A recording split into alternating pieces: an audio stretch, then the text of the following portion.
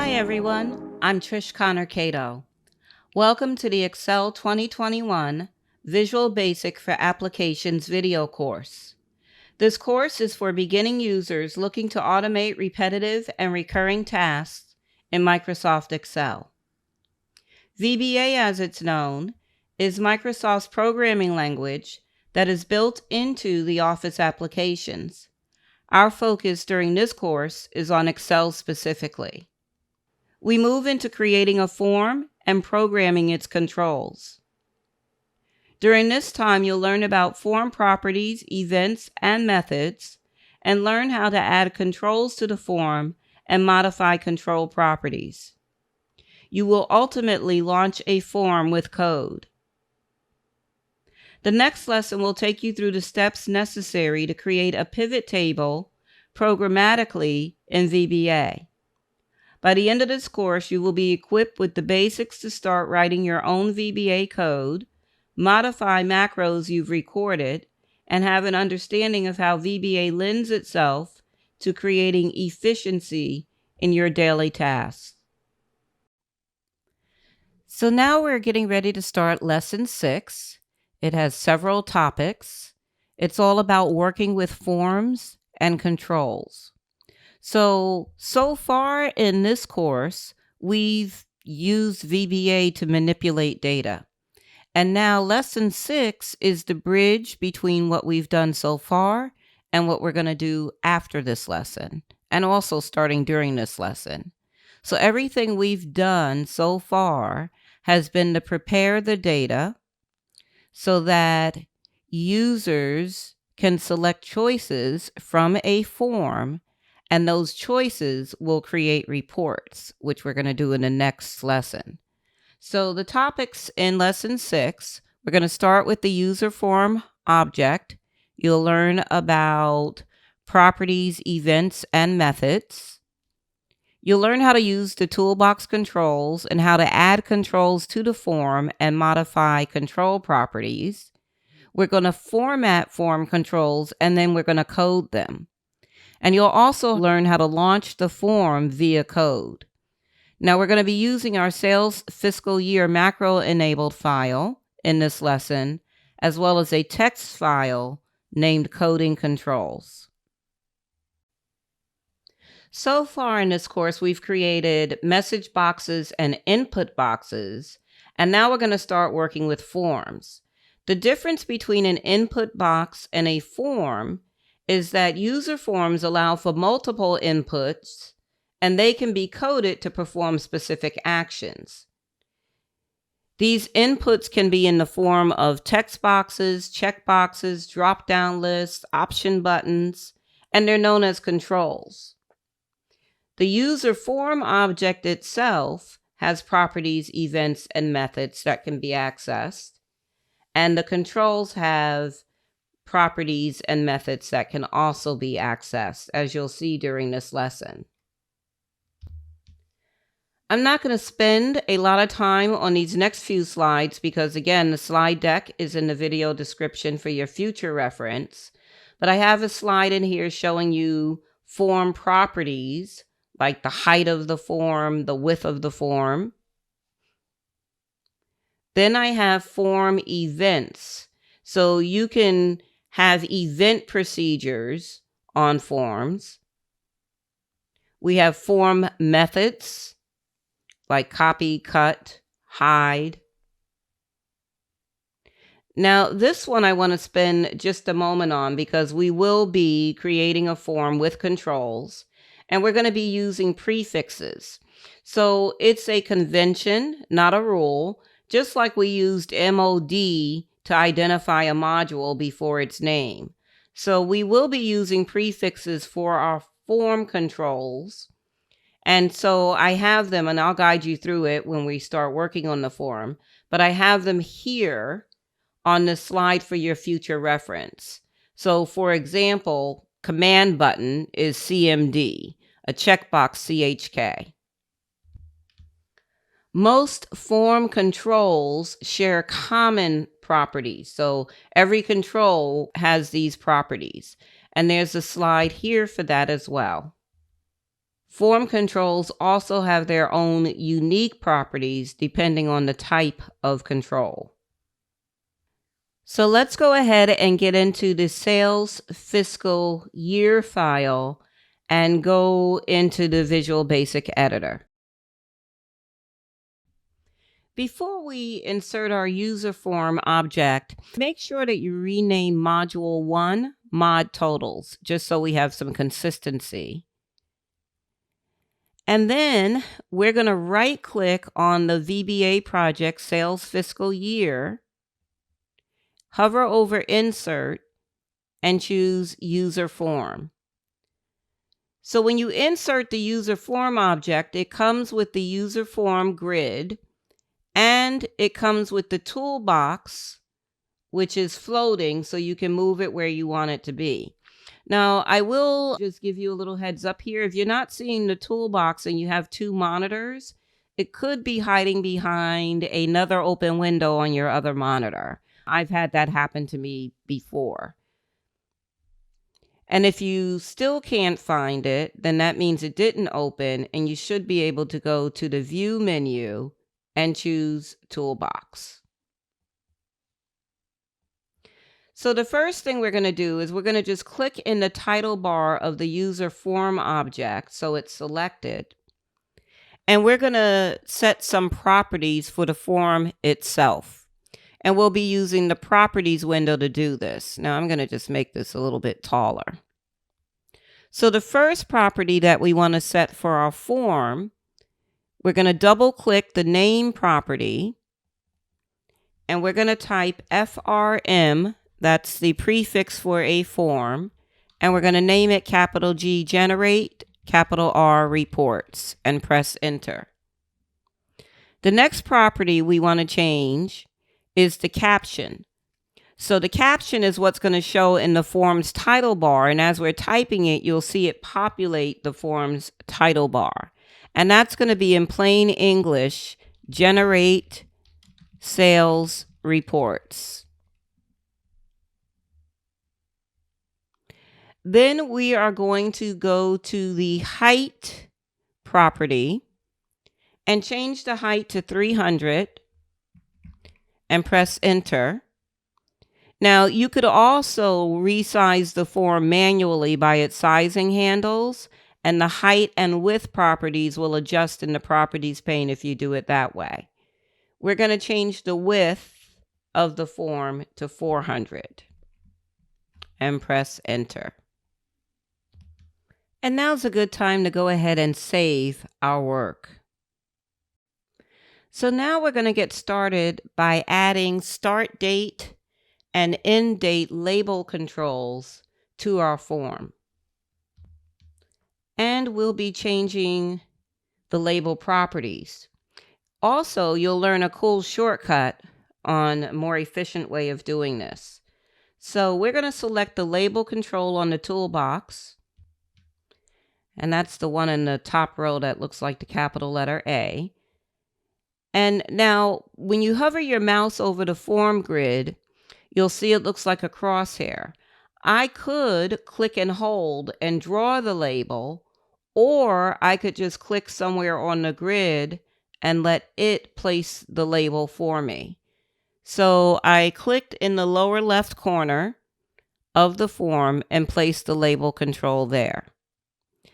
And now with it still selected in the properties window, so typically you don't name a label unless you're going to refer to it in code. And these two labels that we're getting ready to do right now are not going to be referred to, so we're not going to name them. If we were, we would use the LBL prefix, and you'll see that in a few. In the properties window, we're going to double click auto size to set it to true from false. In the caption, we're going to put end date with a colon and then press Enter. And that's the text that displays on the label. And then we're going to go all the way down to word wrap and double click it to set it to false so it doesn't wrap the text inside the label. So at this point, we need a start date label. And instead of starting from scratch, we are going to copy the end date label and just right click in a blank area of your grid and paste. And then get your move four-headed arrow on that pasted label and just drag it down so it's above the end date label. Don't worry too much about spacing and alignment right now. Once we get all of the controls on the form, we will address that. Now, if you notice, the caption property came over on the copied one. So we're going to double click that caption and change it to start date with the colon. And you'll also notice that the word wrap property is set to false. So it saves you time when you copy. It will bring over every property except a name property, because you can't have two controls on the same form with the same name. So that's kind of how that works. When I press enter after start date, you'll see the caption update on the label. Go ahead and save. We're going to save after we do every little step on this one. So now we're going to add a text box control. That's the lowercase ab in the top row of the toolbox. And we're going to click to the right of the end date label on the form grid. In the properties window, we're going to name it with the prefix TXT end date. Initial capital letters, press enter. And we're going to change the width property to 50. And then guess what? We're going to copy that text box so we don't have to start all over again. And like we did with the label, paste it in a blank area of the grid and then move the pasted one above the existing one. And for the pasted one, we only have to change the name property, and that's going to be TXT start date because it brought over the width. Go ahead and save. And when you click on your form grid again, the toolbox will show up. And find the command button control. So the command button, we have it selected, and we're going to click like in the upper right hand corner of the form. Properties window, the name is going to be CMD as a prefix, capital D display. We're going to change the caption to display, and we're going to change the default setting from false to true. And so the default setting, if I click away from that button, so this is what happens if you double click on the user form by accident. You'll get into a different code window. To get back to your form, you'll notice now that since we inserted the user form object, we have a forms folder, and that's where any and all forms will be. So I'm going to just double click FRM generate reports to get back to that screen. And you can see that the display button has a black border around it, which means instead of clicking it, enter can be pressed to make the form display once we code that button. So that's what the default property for the display button is going to do. Now we're going to copy that button, paste it, and move the pasted one underneath the display button. Notice it didn't bring over the name property, so we're going to name this one CMD cancel. It brought over the caption. Well, before we get to the caption, let's set cancel from false to true, the cancel property. And the cancel property means that you can press your escape key on your keyboard to make the cancel button happen. Then go ahead and change the caption to cancel. And we need to change the default to false.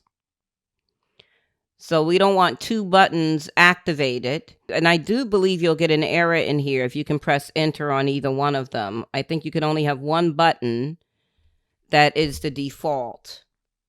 So now our cancel button will be able to use escape once that button is coded instead of clicking cancel. And once again, don't worry about alignment and all of that stuff right now with these controls, because we'll fix that once we get every control we need on this form. Go ahead and save. Now we're going to use the combo box control. So find it in your toolbox. And we're going to click like in the lower right-hand corner of the form. And again, I double-clicked the form, so I had to get back into it. And so with the combo box selected, we're going to give it a name, and it's going to be CBO for combo box prefix, capital M, month. The list rows property, we're going to change to 12, and that's how many rows of data will be displayed when the drop-down is selected for the combo box.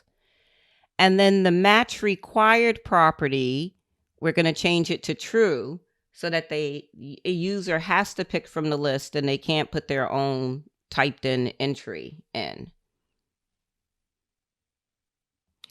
And now we're going to need a label to the left of the combo box. So guess what? I'm going to go ahead and copy that end date label. And I've pasted it on my grid, and I'm going to drag it to the left of the combo box. And this label, we are going to refer to in code later. So we want to give it a name. And its name is going to be LBL prefix for label, and then month. And then we want the caption to say for which month with a question mark. Now we're going to use a frame control. Frame controls are good to group related controls together. So the frame control, find it in your toolbox. And with this one, I'm not going to click in the upper left-hand corner of the form to let it place the frame. I'm actually going to click and drag the frame so it's just about that size. And we're not going for exactness here. Properties window, we're going to give it a name, FRA prefix, capital P period. And the caption, which shows at the top of the frame, will be period.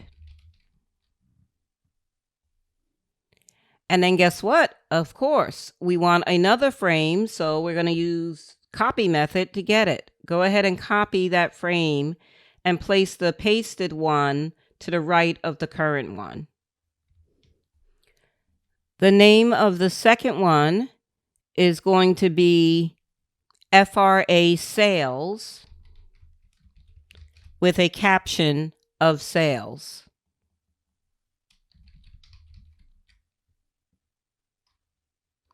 And go ahead and save.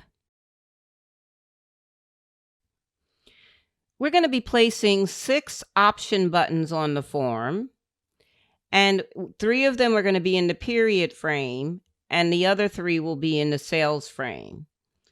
So I'm going to bring up my toolbox again, and the option button, I'm going to select the option button, and I'm going to click in the upper left corner of the period frame. Now the thing is I want to see the entire option button in the period frame, the actual frame around the option button control. So I'm looking at my period frame and it's not quite wide enough. So I'm going to just widen it a little bit more so I can see that entire option button framework. And because I did that, I'm going to move the sales frame to the right a little bit and resize it just a hair.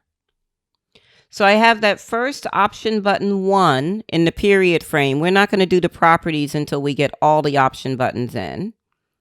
And I'm going to copy it. And I'm going to paste it in the period frame underneath the first one. And since it's still on the clipboard, I'm going to paste another one underneath the second one. Now, sometimes when you do that, it lays it over the second one. So I'm going to just click and drag it down, and you'll see there are actually 3. Again, we'll deal with alignment later. Now I'm going to go over to the sales frame and paste.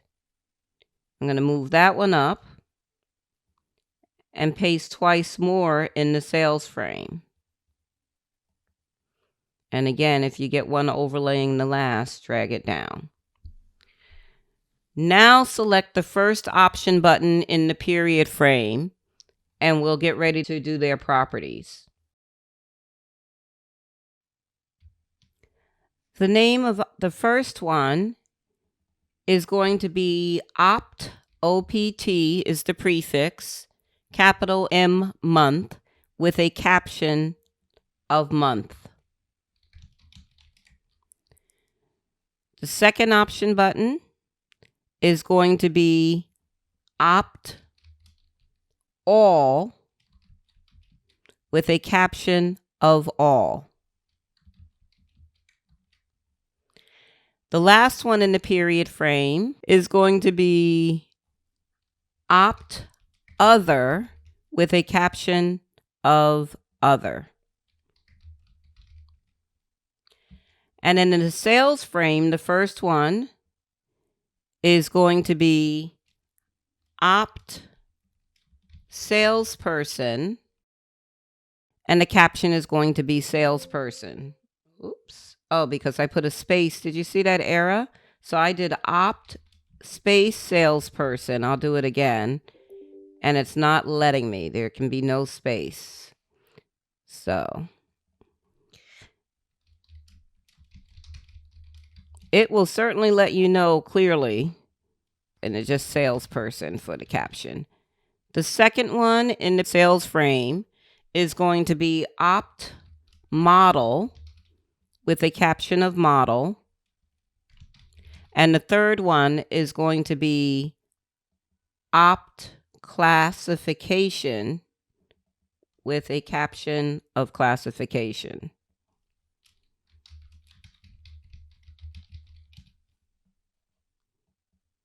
And after you get those properties changed, go ahead and save.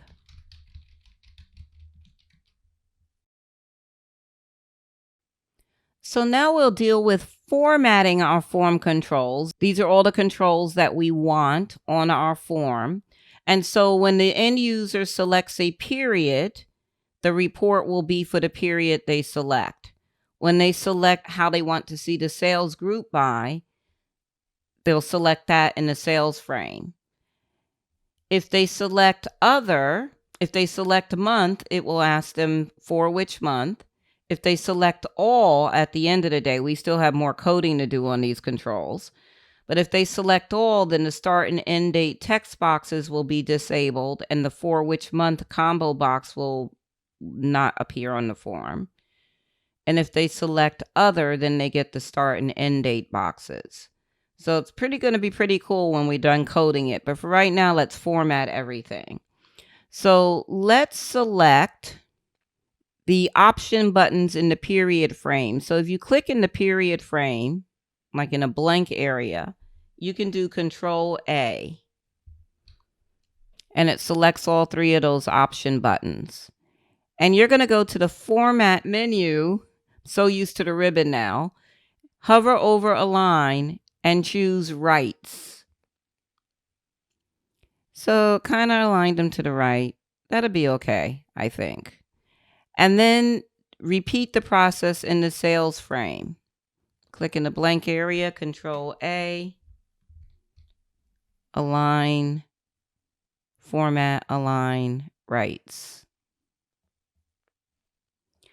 So now what we're going to do is we're going to select the period frame, the sales frame, and the display button. And I'll show you an easy way of doing this. You can use it's called a selection net, a selection marquee, some cases a lasso. What we're going to do is we're going to click outside of the period frame, above it and slightly to the left of it. Click and hold, and then drag across the captions, period and sales, all the way till you get to the display button, and then let go. So it selected those three objects. Go up to Format, Align, and this time you're going to choose Tops. Now we have some more to do. We want to select the period frame, click inside the period frame and do Control A again. We're going to go back to Format, and this time we're going to go to Vertical Spacing and choose Make Equal. And do the same in the sales frame for those option buttons.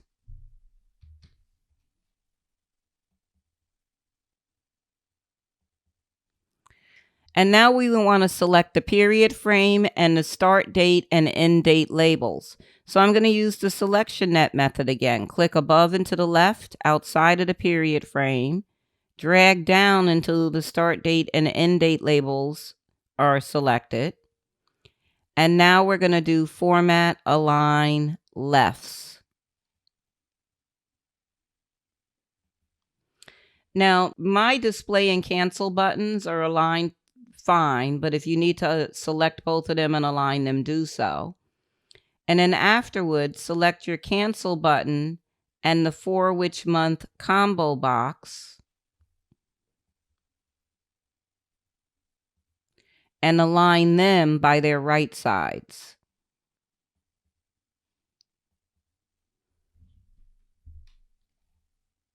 And we can save. So now we're going to actually run the form and test the tab order. So we want it to begin in the period frame with the month option button not actually selected, but with a border around it. Go through the other option buttons in the period frame, then go to the sales frame and through those option buttons. If necessary, go down to start date, end date, and then For Which Month combo box, and then display and cancel. So we haven't coded anything right now, but that's the tab order. If someone wanted to use the tab key to navigate the form, the tab order needs to be correct. So with your form selected, you're going to press F5 on your keyboard, and it opens the form on top of your spreadsheet. And you'll notice on my screen, now yours may be very different. It depends on where you pasted your copies and stuff like that, right? So mine is in the end date field, text box. And when I tab, it goes to start date. Tab again, and it's on the display button. Cancel. Then the combo box at the bottom. Then it goes through the options in the period frame. Then it goes to the sales frame. So we can't use the cancel button. We haven't coded anything on this form yet. So close the form by using the X in its upper right-hand corner. So now we're going to go to the View menu, and we're going to go to Tab Order. And so in the Tab Order box, we can change the tab order. So we want it to start in the period frame and then go to the sales frame. I'm going to go to the bottom and click and hold on FRA period and drag down so both of them are selected. Then I'm going to use the Move Up button on the right to move them to the first and second position. Then we want it to be start date and end date. So start date, I'm going to put in third position, and end date, I'm going to put in fourth position. And then we want CBO month after end date. And display and cancel, I'm going to select both of them and move them up so they're underneath CBO month. Now the labels we don't matter because when you tab on a form, it doesn't stop on a label. So we're going to click OK on the right. We're going to F5 on our form again. And you'll see now it's in the period frame, then the sales frame, then start date, end date, combo box, display, cancel. And we're going to use the X to close it. And save. So now we're ready to start adding code to the controls on our form. So code can have the controls respond to events, like if the control is clicked. Code can be used to populate with lists, like our combo box control, and that's what we're going to get started with, populating our combo box through code. And code will otherwise give the control functionality. So there's quite a few ways of getting to the code window for your form. And before we get to the code window, I just want to point out, we're going to be using a different kind of module now. We're going to be using that form module, right? Which is a built-in class module. So that's associated and stored within an object such as a form or a worksheet, right? So we're going to be using that type of module now. We can right-click on the form grid or double-click the form grid like I did a couple of times. If you right-click, you can just choose View Code. And so when you do that, if you look at the very top of your screen in the title bar, it lets you know that it's in the code window for the form module. And because we were on the form when we right-clicked, it gives me a framework for an event procedure. If someone clicks on the form, what happens? Well, we're not going to use that procedure, right? We're going to use the initialize procedure for the UserForm. Before we do that, go to your object list that currently says UserForm and do the drop down. And this is a benefit of using the prefix on your objects. They're grouped together by prefix. So there's your combo box. We only had one of those. We had 2 command buttons. We have 2 frames. We have 3 labels, one of which we named. We have 6 option buttons, 2 text boxes, and the UserForm object. So we're going to go over to the right to the procedure list and do the drop down to the right of click and choose initialize. And then go ahead and get rid of the UserForm click framework. We're going to click at the end of the private sub UserForm initialize line, press enter twice, and we're going to tab. We're going to type a with end with structure here. With and CBO month, you have to refer to the form object with its prefix if that's what you used in the name. And we're going to press enter and tab. We're going to type a period, and we're going to select add item from the top of the list. And then space and in double quotes, Jan, enter. Now, what I'm going to do is I'm going to copy that .add item Jan line, and I'm going to paste it in 11 times. And then at the end of each line, I'll just do Feb, Mar, APR, May, June, so on and so forth. And you should do the same. And when I get all of my months of the year populated, I'm going to put my end with statement at the bottom.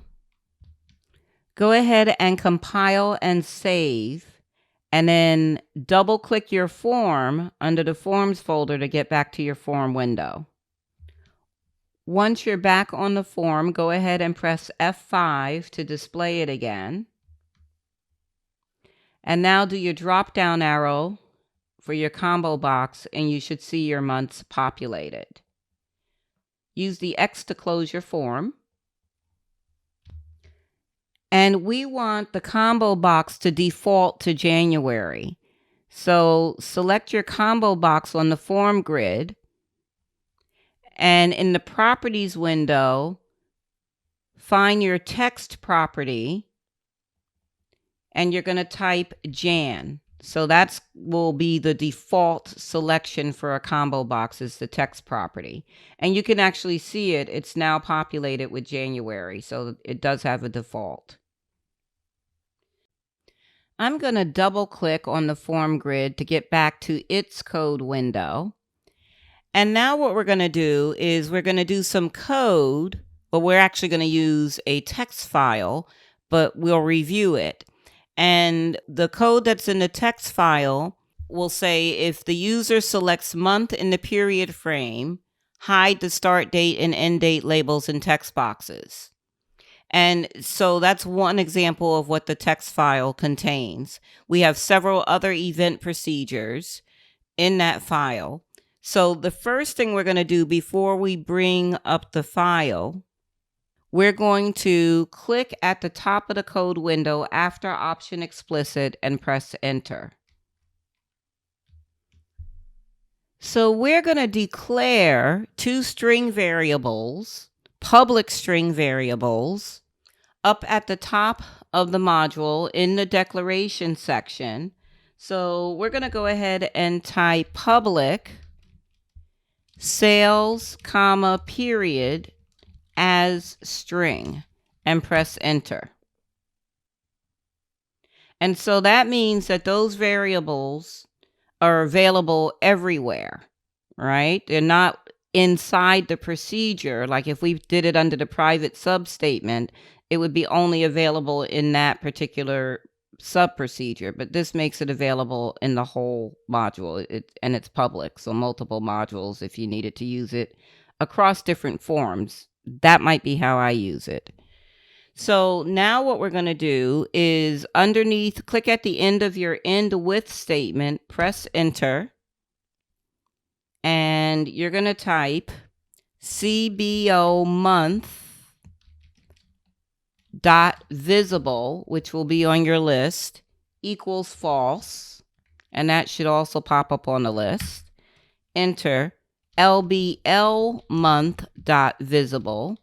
So that's why we gave that label a name, because we were going to refer to it in code, and we're going to make that also equal false. So they're not visible is what that's saying.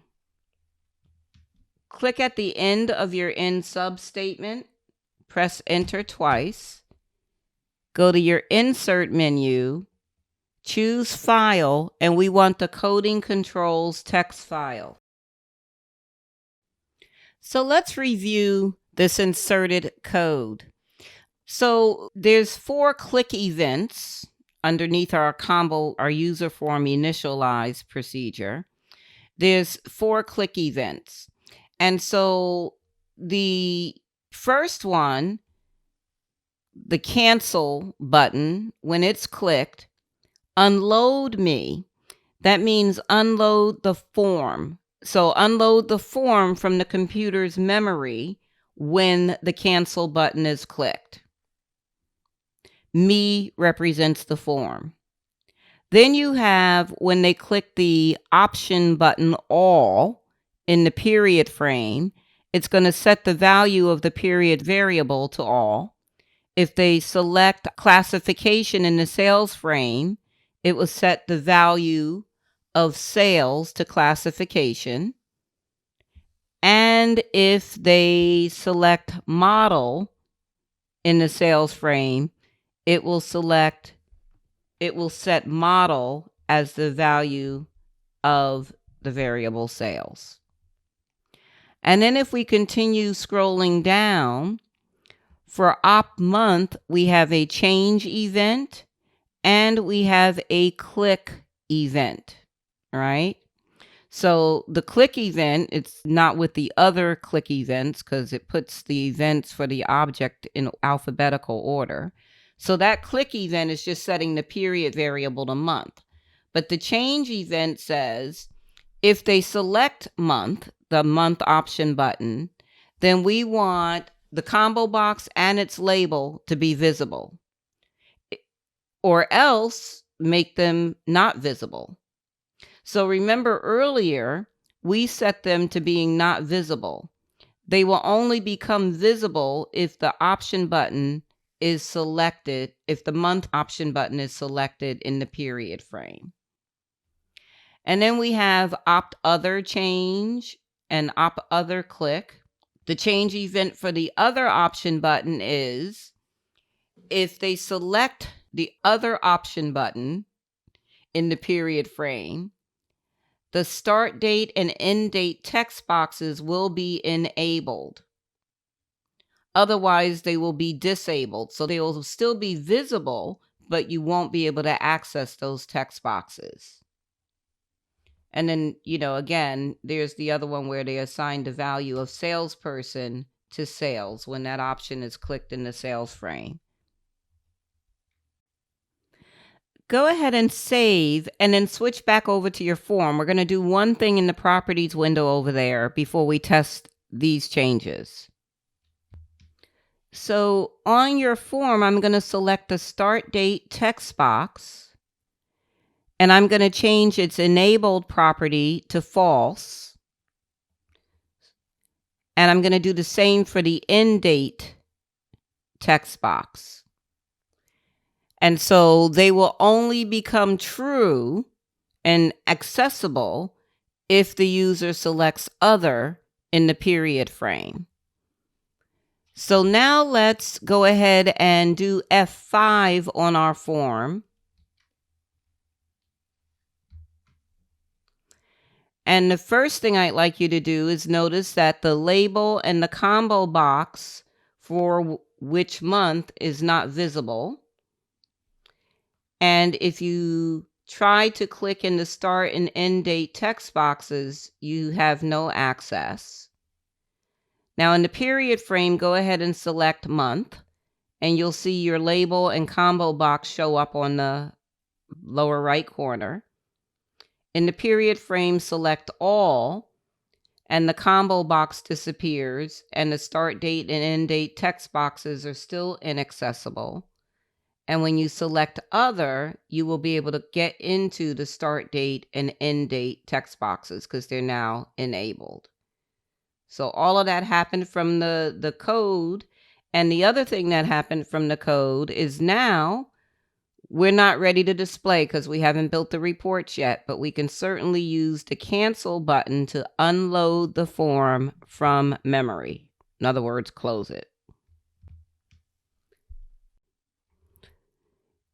So we have one final thing we want to do with this form, and that is to be able to execute it programmatically without really having to do F5. Now, later on, we'll even make that process more efficient.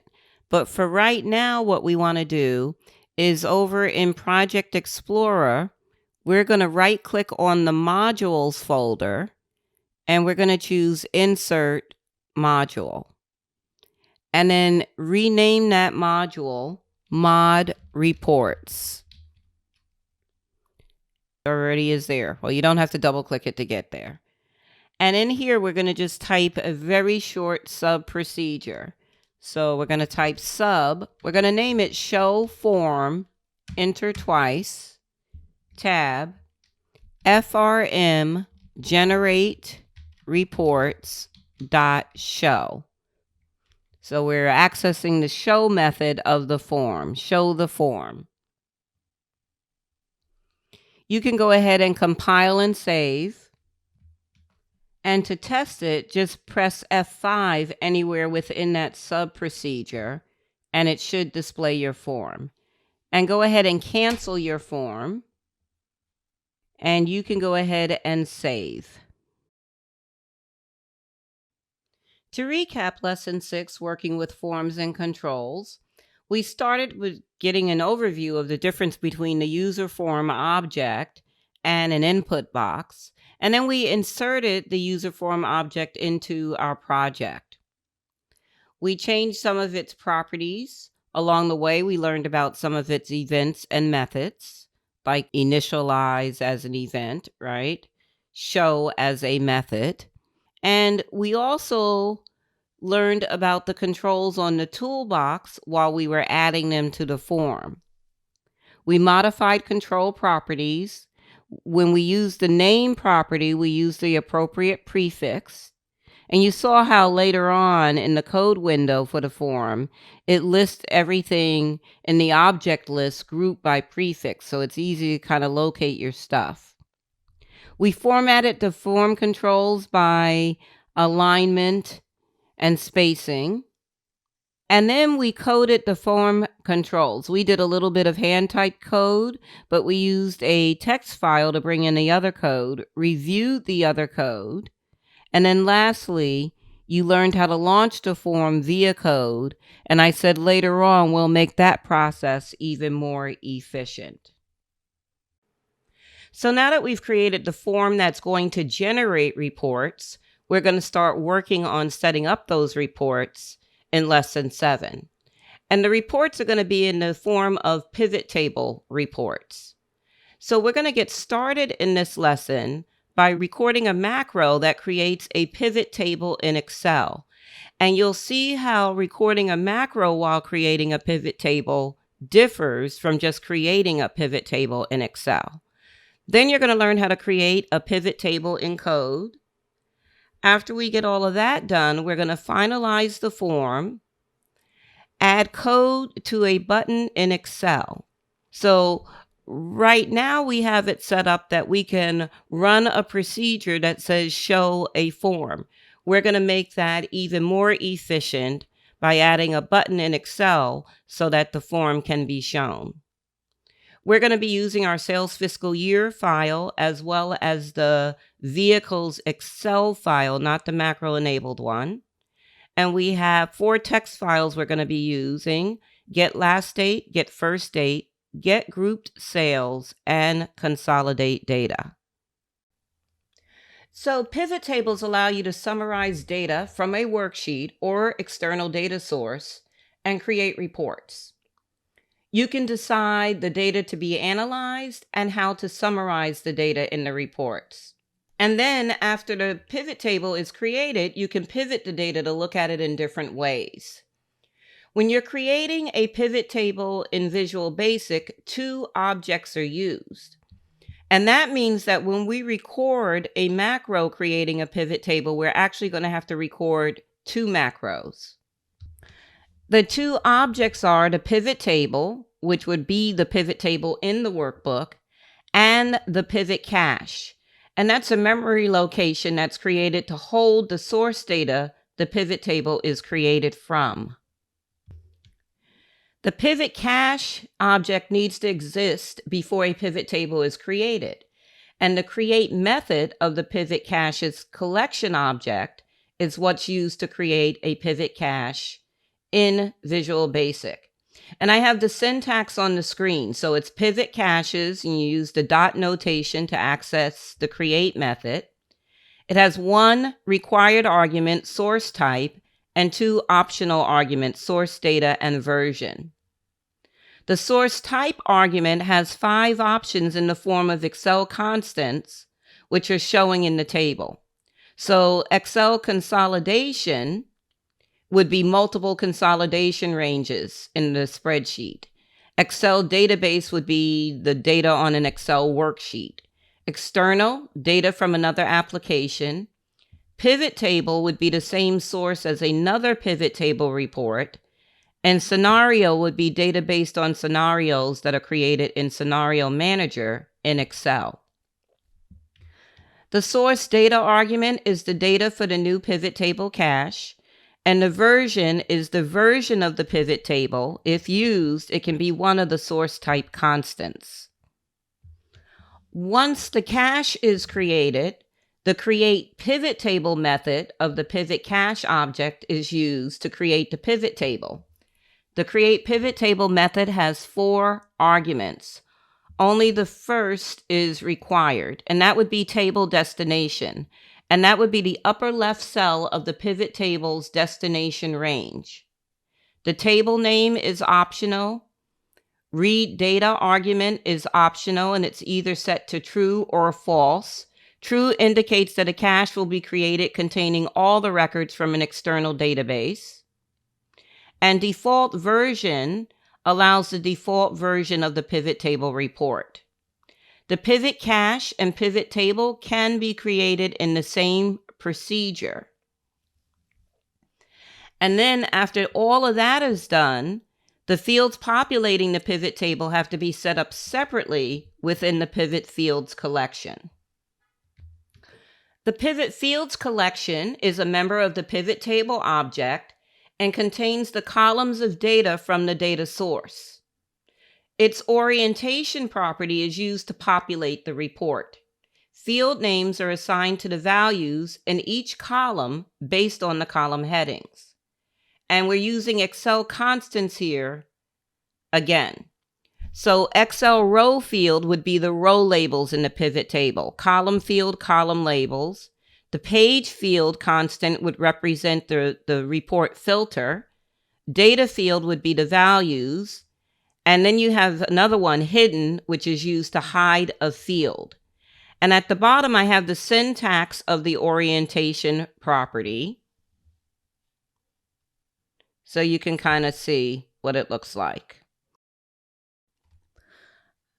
In the sales fiscal year file, I'm on the 26th of August sheet tab, and I'm going to click anywhere within my data except on the sum of the selling price in column I. I'm going to use my status bar to start a macro recording, and we're going to name it Create Pivot Table. We're not going to fill out anything else in this box. Go ahead and click OK. And now we're going to go to the Insert tab of the ribbon. The first button is Pivot Table. I'm going to click the upper half of that button. So choose the data that you want to analyze. Select a table or range is the default option there, and it already has your data selected. And you can see on your spreadsheet there's a border around all of your data. Lower half of the screen, choose where you want the pivot table report to be placed. You typically want your report on a new worksheet. So we're going to leave that default and we're going to click OK. So it creates a new sheet. It puts the framework of your pivot table on it. And then over on the right, you have your pivot table field list. Because we're recording a macro, we need to stop the recording now. We have to record 2 macros to complete the pivot table. So go ahead and stop your macro recording. So the macro we just recorded set up the PivotCache. Now we have to record a macro to set the fields. So let's start another macro recording, and we're going to name it Set Fields. We're not going to put anything else in the box. So just go ahead and click OK.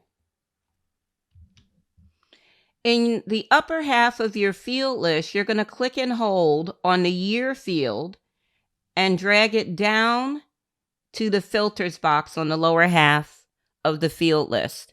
And you'll see your pivot table report on your spreadsheet has already started to populate. It doesn't look like much now. In the field list, we're going to drag classification down to the columns box. We're going to drag make to the rows box.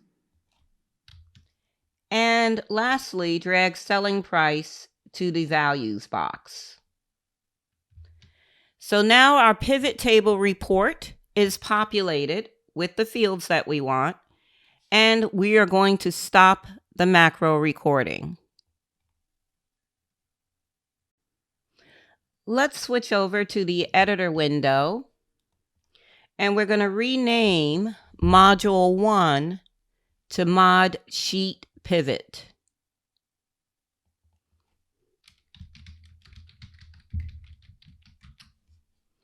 And in Mod Sheet Pivot, you'll see the results of our 2 macro recordings. So when we created the pivot table, it generated all of this code. And when we set the fields, you can see those Excel constants in there with the orientation property, right, for the pivot fields. And so the page field, we put year down in that filter box. we put classification in the column box, make in the row box, and we put the selling price in the value box, and the default calculation is the sum function. We're going to switch back over to Excel and delete the sheet that has the pivot table on it. And you can go ahead and save your file. Now we're going to create a pivot table in Visual Basic Code. So I'm going to switch back over to the editor, and we'll be working in Mod Reports. And we're going to click at the end of the end sub statement and press enter twice. We're going to create a sub procedure called create pivot.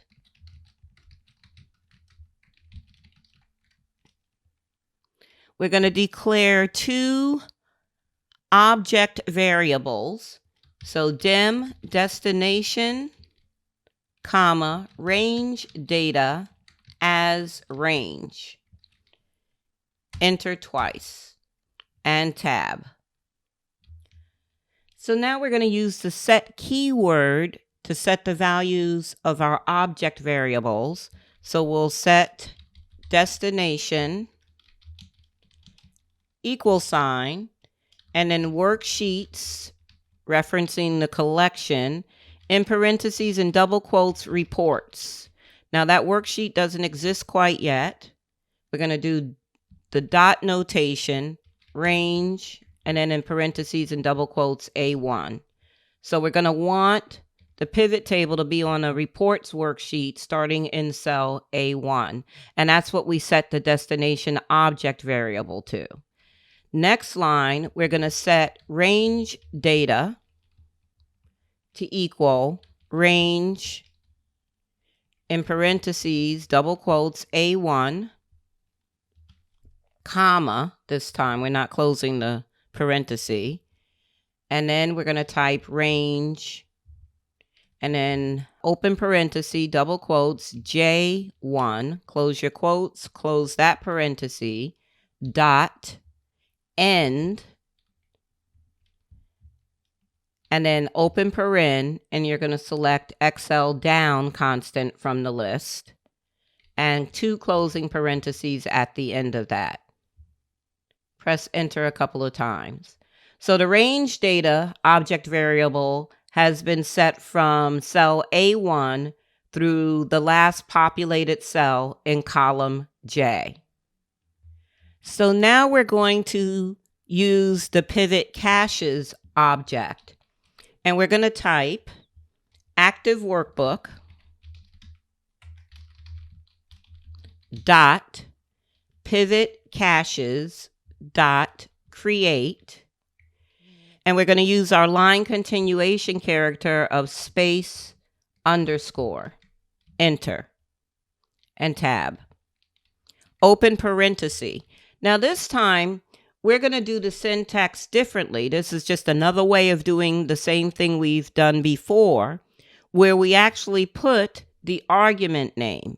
So we're going to type source type. That's the first required argument, the only required argument. We're going to do a colon, space, and an equal sign. So when you're referencing the name of the argument, you have to follow it by a colon, space, equal sign, and then your entry for the argument. So we're doing Excel database. We're using an Excel list for our data, our source data. And we're going to do a comma. The next argument is source data, colon, space, equal. And we're going to make that equal our range data object variable. Close the parenthesis, do a space and an underscore for a line continuation, and enter. Now we're going to use the create pivot table method of the PivotCaches object. So we're going to do dot create pivot table space table destination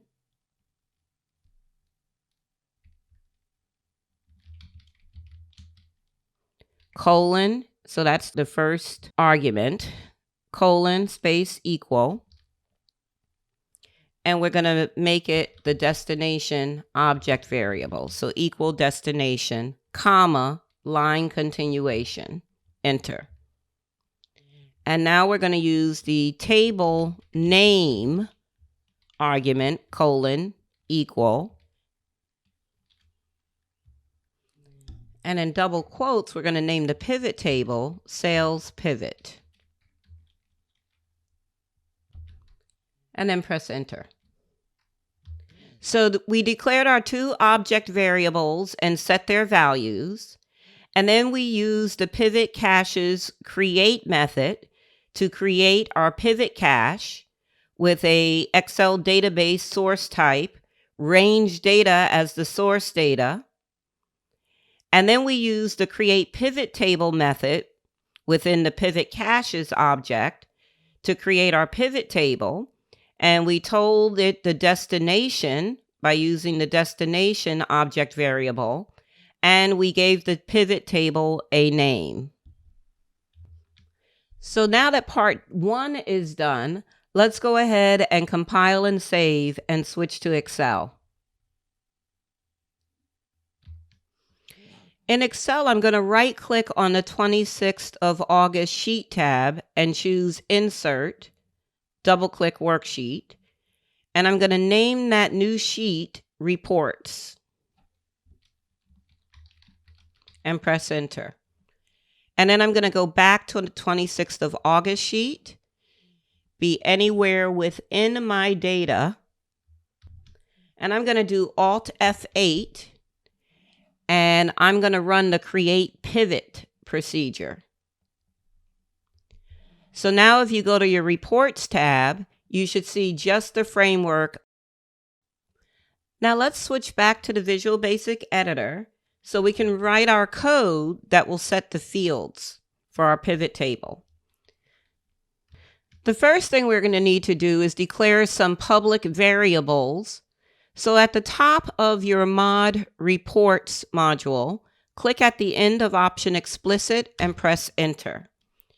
And we're going to make these public variables. So we're going to use the keyword public, page name, row name, column name, data name as string.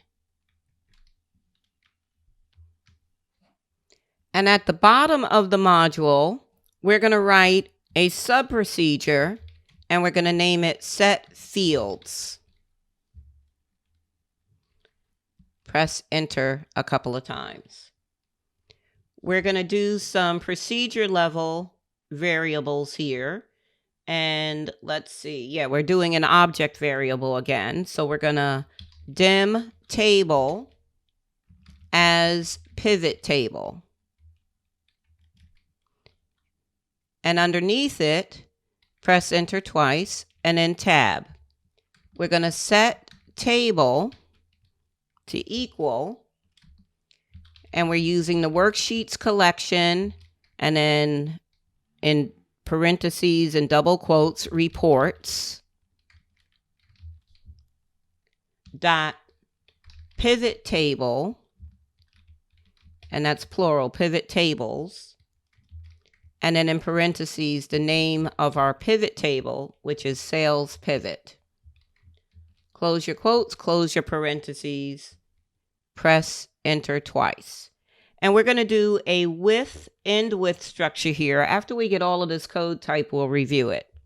So we're going to go with table, Enter, Tab, dot pivot fields,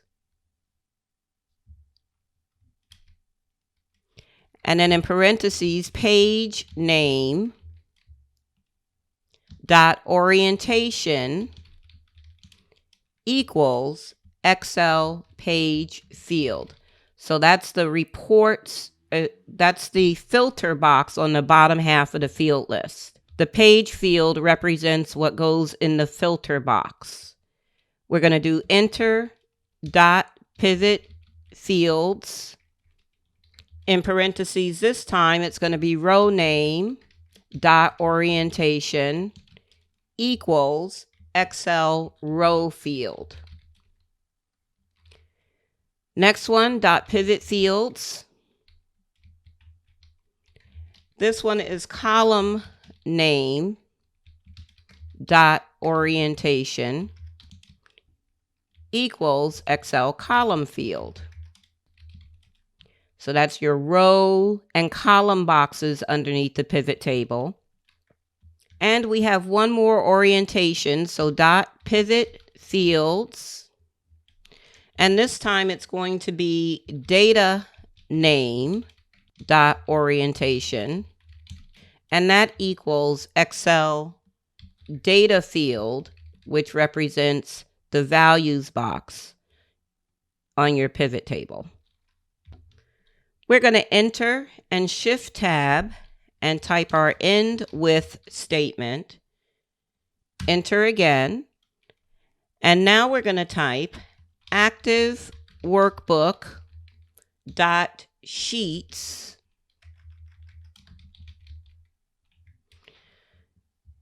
and in parentheses, in quotes, reports dot activate.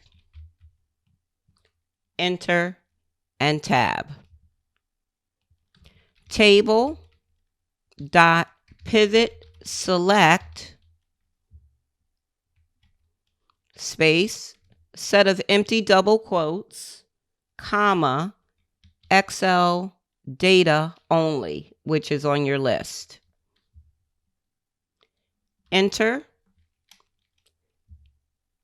Almost there. 2 more lines. Selection dot number format equals, and in quotes, $, comma, pound, 0, close your quotes, enter. And we're going to shift tab and type range, and in parentheses and double quotes, E1 dot select, and enter. So we set an object variable table as a pivot table, and then we gave it the value of our sales pivot table, which will end up on the reports sheet. We use the orientation property of the PivotFields collection to say what our page name variable, row name, column name, and data name variables are going to equal. And then we told it to activate the report sheet and select the pivot table. And the only thing we wanted to select out of that pivot table is the values field. And then we're giving the value a number format. And then we want it to go to cell E1. We're not quite ready to test this yet, so let's go ahead and compile and save and switch to Excel and delete that reports worksheet, and then come back to Visual Basic Editor. So before we test our set fields sub-procedure, we're going to do some other finalization stuff for the form. Specifically, we're going to create code that will generate the pivot table reports based on the selection the user chooses in the forms. So we're going to be distributing our user responses onto the correct procedures. So we're going to create code so that when the user activates the display button, the form will be hidden. The period option selected will be evaluated, determining the month or the start date and end date of the report. The sales option selection will be evaluated, and the variables containing the field names will be populated. The source data will be pulled from the workbook and placed on a new sheet.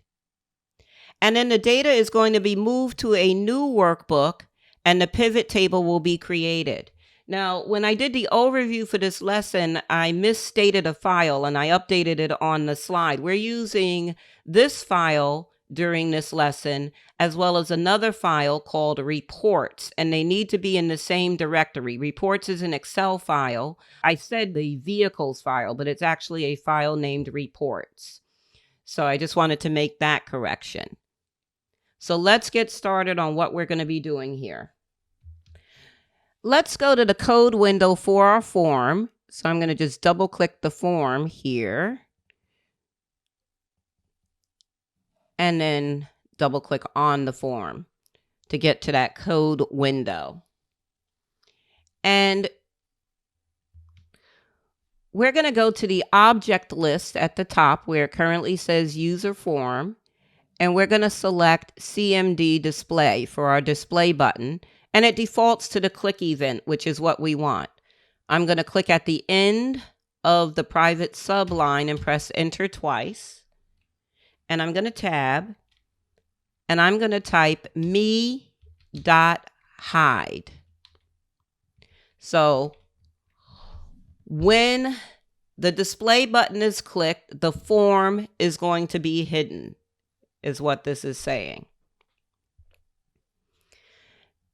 Now we're going to go up to the declaration section, and we already have public sales period as string up there. Click after period, type a comma and month. So we're adding another variable declaration. At the end of as string, press enter.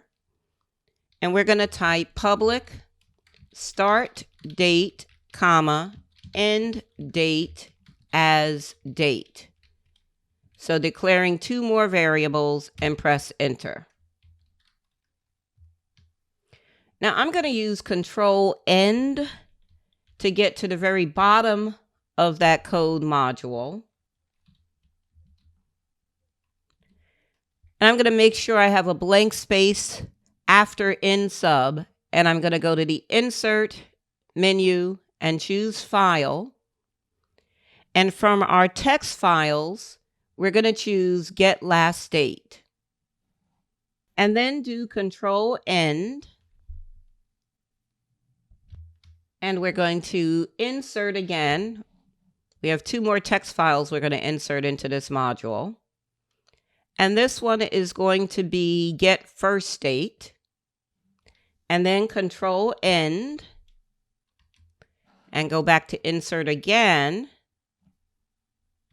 And we want Get Grouped Sales. So let's review the code from the text files, starting with the Get Last Date function. So it's declaring sheet as a worksheet, and it's declaring last date and test date as dates for variables. So last date, it's setting a value of 0. Then we have a for each next loop. For each sheet in worksheets, it's going to set the value of the test date variable to equal, so this C date and in parentheses sheet names are in text. C before a function like that, the date function, means convert it to a date. So it's going to take the name of the sheet and convert that text value to a date, and that's going to be the value of test date. If the test date is greater than the last date, then the last date is going to equal test date. And it's going to go to the next sheet, so on and so forth. And then the end result of the function would be the last date variable. And then first date is really the opposite of last date. It's setting first date as 5 nines, huge number. And then it's going to convert the sheet names to a date. And if the test date is less than the first date, then the first date will equal the test date. Goes through every sheet. Then we get to our sub procedure called Get Group Sales. And this is assigning values to that orientation property for the fields collection. So if a user selects salesperson in the sales frame, then it tells it the the page name, the row name, the column name, and the data name. If they select model, it does the same thing. If they select classification, it assigns what goes into the pivot table fields. We'll compile and save when we're done. Let's navigate to Mod Reports and go to the bottom of the module.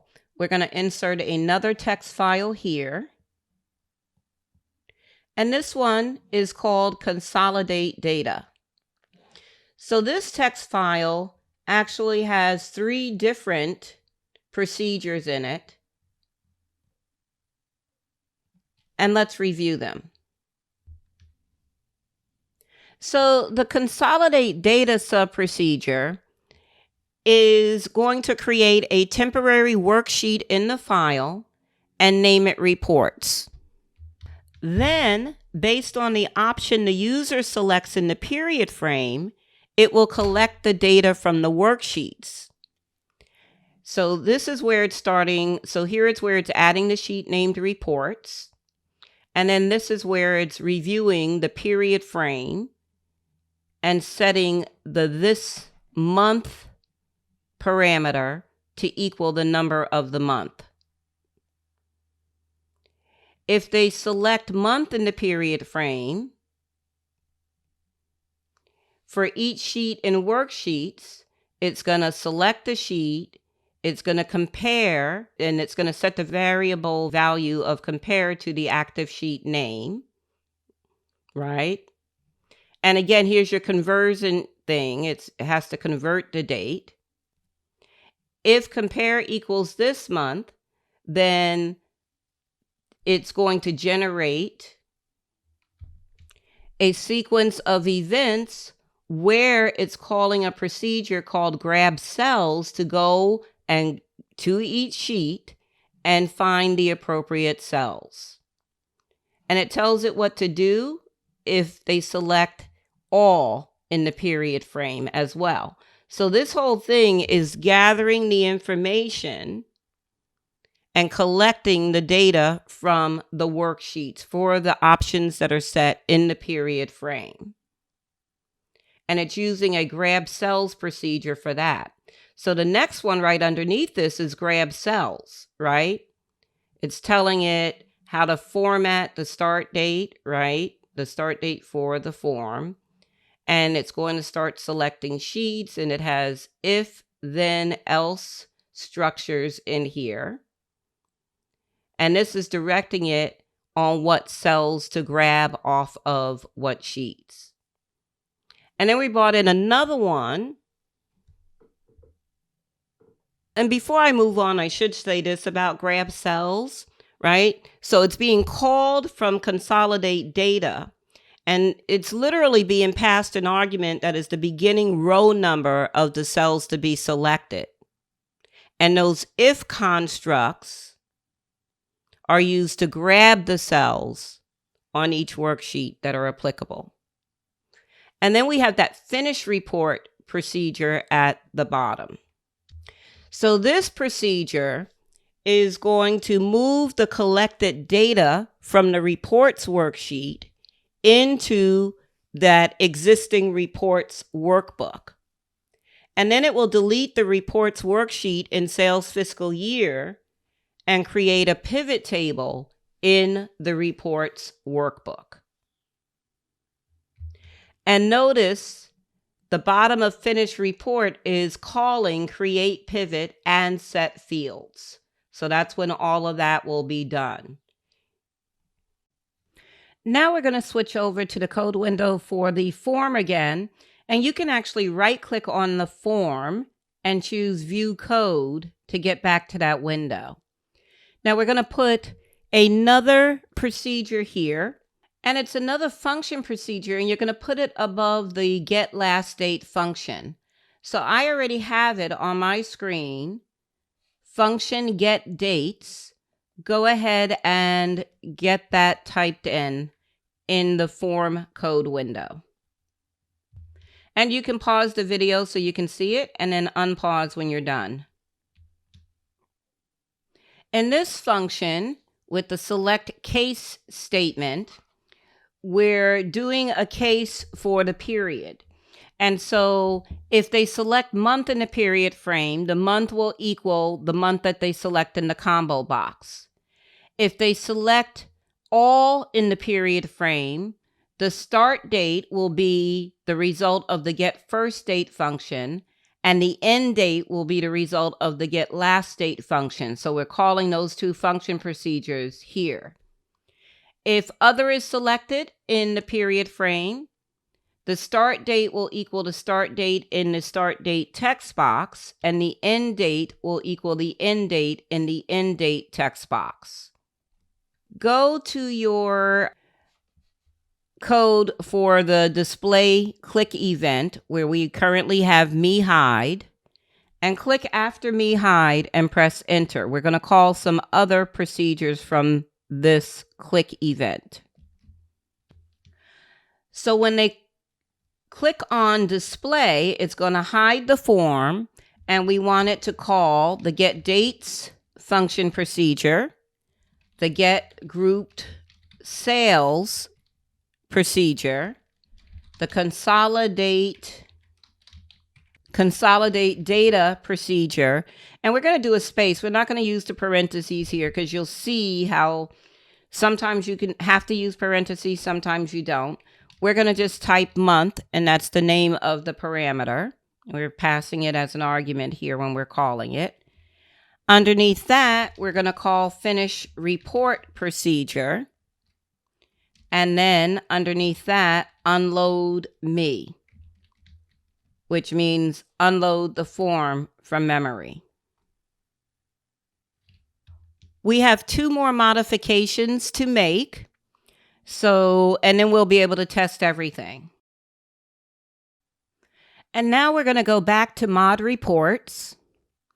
We have a modification to make in our set fields procedure. So I'm going to use my procedure list to navigate to that procedure. And in set fields, so in this procedure, it's formatting sales data as currency. But when the model option in the sales frame is selected, we just want it to be a generic number format. So we're going to modify this procedure with an if, then, end if block. Click at the end of the active workbook.sheets reports.activate line and press enter. And we're going to tab. And we're going to type if frm generate reports, the name of our form, dot sales. We're going to do our not equal symbol, and then in double quotes, model, then, and then the 2 lines underneath it, you're going to indent them, the table dot and selection dot lines. You're going to select and indent both of those. Click at the end of the selection format line, press enter, shift tab, and type end if. So they will only format it as currency if model is not selected in that sales frame. So if salesperson or classification are selected, their values will be formatted as currency. And lastly, we have a minor modification to the create pivot procedure. So I'm going to use the procedure list to navigate there. And in the set range data line, we're going to change range J1 to I1. So when it consolidates the data, it's only filling it to column I, so we don't need the range to be set to column J.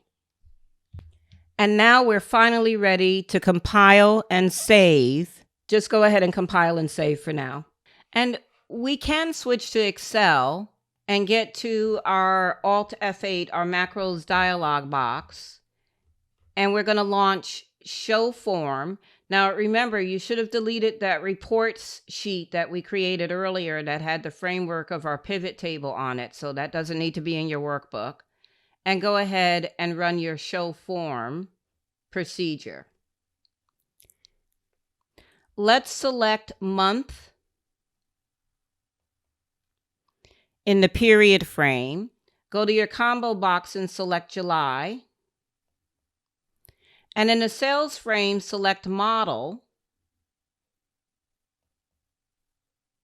And go ahead and click your display button.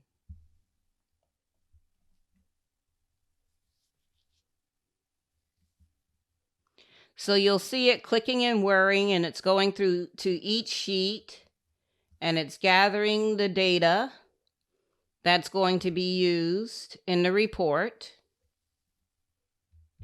And eventually you'll get a message box.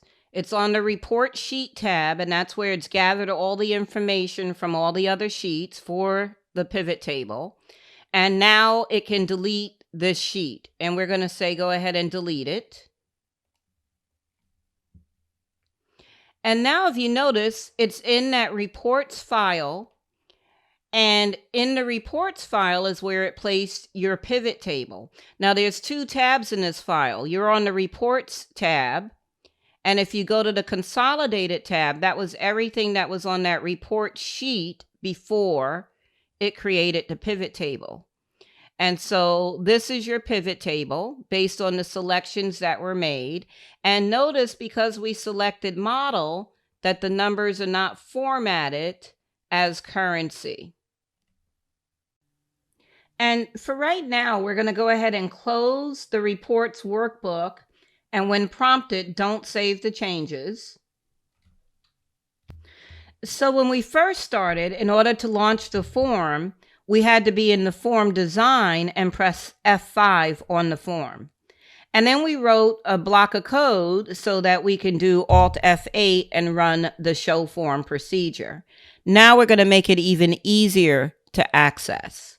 So what I'm going to have you do is, in the upper left-hand corner of your screen, there's the quick access toolbar. Currently, mine just has the save icon on it. To the right of that, there's a drop-down arrow. Click that arrow, and almost at the bottom, click on More Commands. We're going to add an icon to the quick access toolbar that will run the show form procedure. Now, in the Excel options dialog box on the right side, it says Customize Quick Access Toolbar for all documents, which is the default. We're going to do the drop down there, and we're going to select this document, Sales Fiscal Year. So we only want this on the Quick Access Toolbar in this file. On the left side, where it says Choose Commands from Popular Commands, you're going to do the drop down, and you're going to select Macros. And now you'll start seeing there's your add totals, all totals, create pivot, all of the procedures that we have.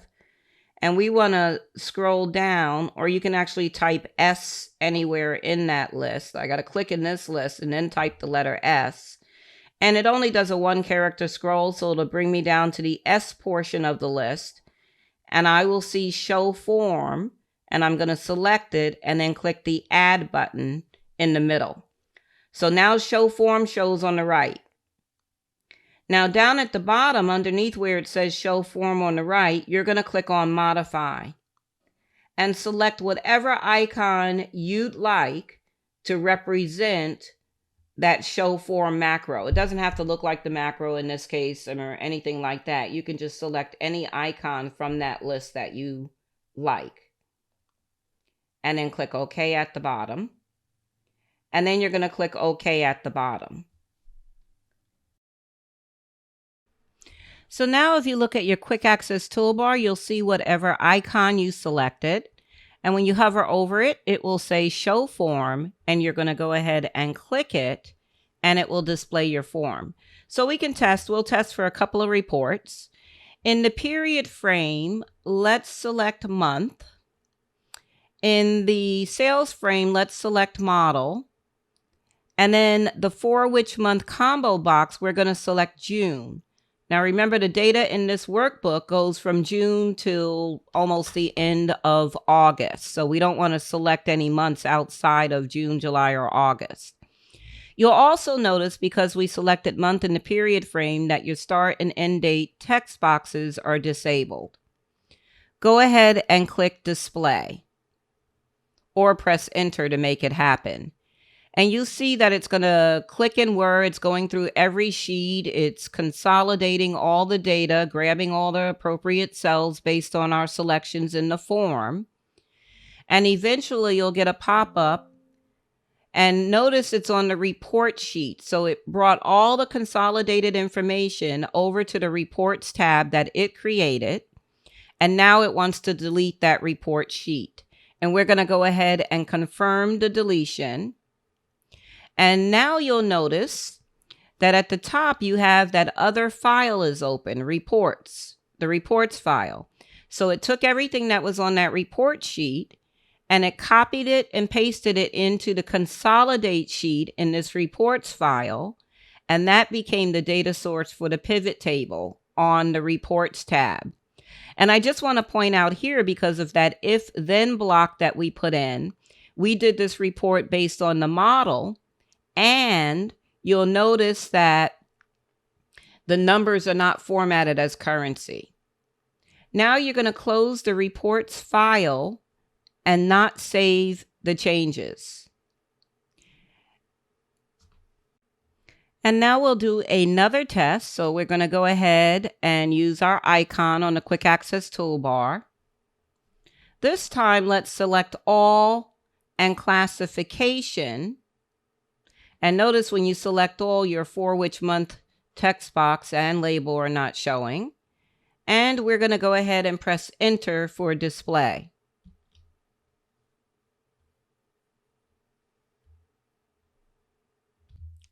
It took a little longer this time because we said go through all sheets. Previously, we just did the month of June. So go ahead and delete that report sheet.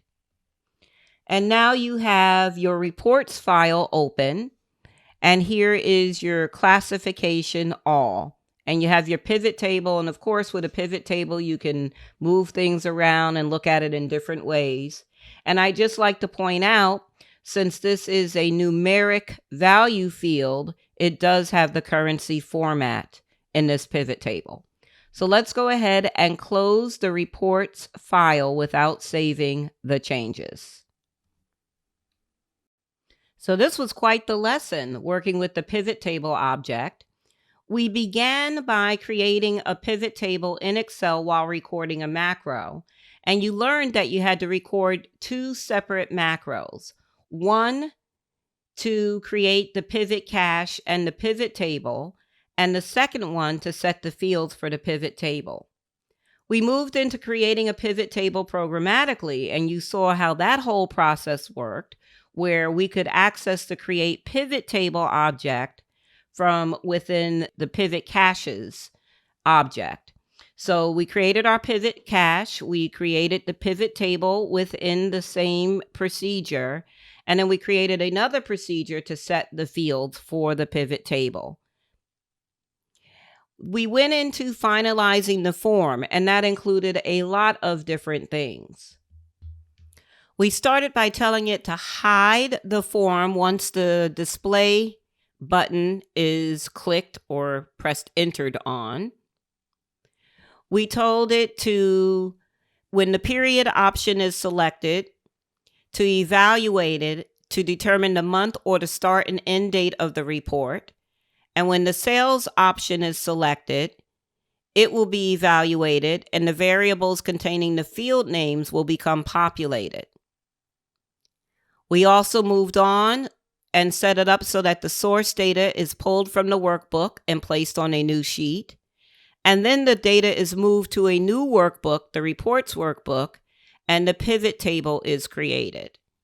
Now, we accomplished all of those things by creating a function procedure, declaring more public variables, and we inserted a bunch of function procedures from text files. We then modified the click event for the display button by calling all of these other procedures to it. We made a couple of modifications so that if anything other than a model is selected in the sales frame, it would be formatted as currency. If model is selected, it would just be a regular number. And then we ended up adding code to a button on the quick access toolbar. So the end user only has to touch that icon in order to bring the form up. I'd like to thank everyone for watching this Excel 2021 Visual Basic for Applications video course.